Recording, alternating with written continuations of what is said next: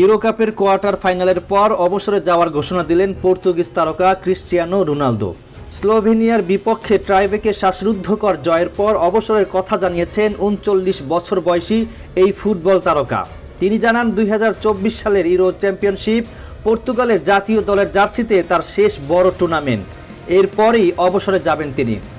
গণমাধ্যমের সঙ্গে আলাপকালে স্লোভেনিয়ার গোলকিপার ইয়ান ওব্লাক তার পেনাল্টি রুখে দেন। এ নিয়েও কথা বলেন তিনি। প্রথমে বিষয়টি দুঃখের ছিল, তবে শেষে তা আনন্দ রূপ নেয়।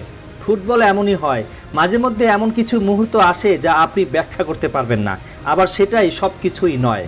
আমি এই পেনাল্টিকে দারুণ সুযোগ হিসেবে নিয়েছিলাম, তবে ওব্লাক এটি রুখে দেন।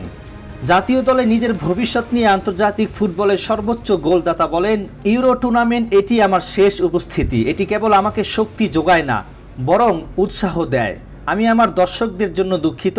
এই জার্সির জন্য আমি নিজের সেরাটা দেওয়ার চেষ্টা করেছি, সারা জীবন তাই করব। তবে তোমাকেও দায়িত্ব নিতে হবে। বাংলাদেশ সময় মঙ্গলবার রাতে ইউরোর শেষ 16 লড়াইয়ে স্লোভেনিয়াকে পেনাল্টি শুট আউটে ৩-0 গোলে হারিয়ে কোয়ার্টার ফাইনালে উঠেছে পর্তুগাল। ফলে শেষ 8-এ ফ্রান্সের মুখোমুখি হবে রোনালদোরা।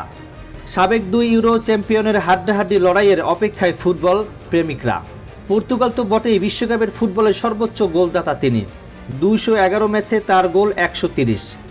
কিন্তু চলতি ইউরো কাপে এখন পর্যন্ত কোনো গোল পাননি ক্রিস্টিয়ানো রোনালদো। এদিকে নিজে গোল করতে না পারলেও দলের জয়ে দারুণ খুশি পর্তুগিজ কিংবদন্তি। সামাজিক যোগাযোগ মাধ্যমে বেশ কিছু ছবি পোস্ট করেন তিনি।